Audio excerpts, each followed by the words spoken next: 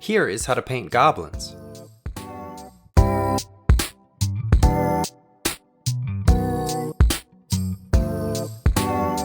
I'm using the modular wolf goblins from Printed Encounter's new Kickstarter.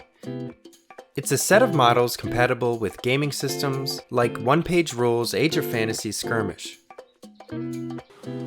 I love me some modular minis, especially for infantry.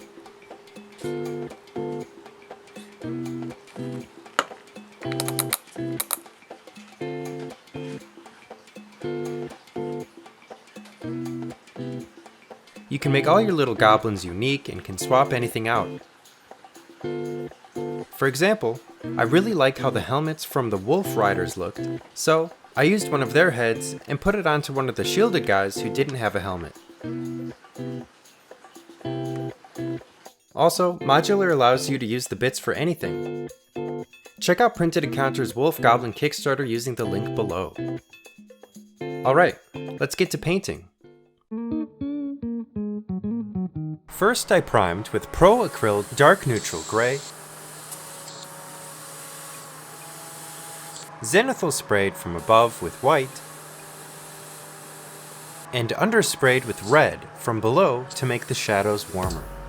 If you don't have an airbrush, you can do all that with dry brushing or spray paint.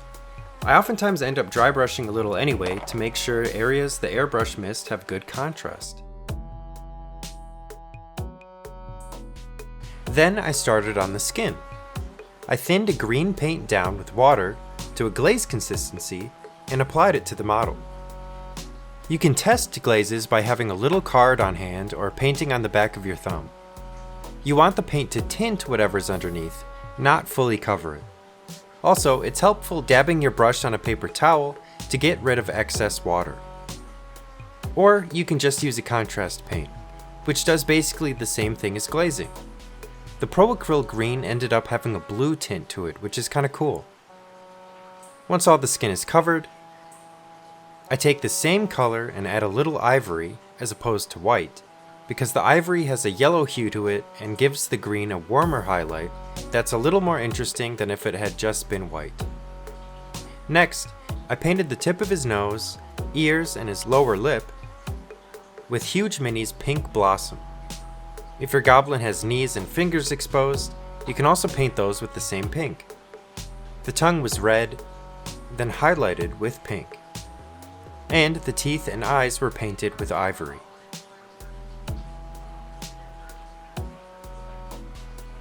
Next, I used Skeleton Horde contrast paint and snakebite leather to paint the clothes and fur on the mini.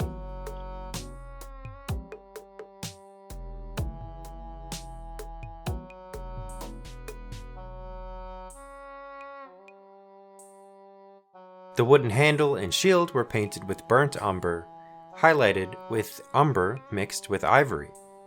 At this point I took a look at the whole mini and thought that there was way too much brown going on, so I repainted the shirt and skirt with dark jade.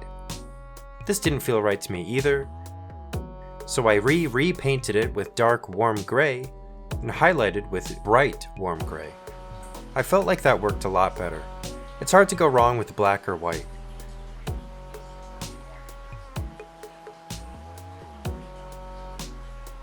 The straps on the model were painted with mahogany, and the axe head was painted with model color steel, and highlighted further by adding white. I finally glazed again with the metallic steel. This isn't quite non-metallic metal, but I find it's a good middle ground. I carefully added some red contrast paint to the eyes, and highlighted with orange and white.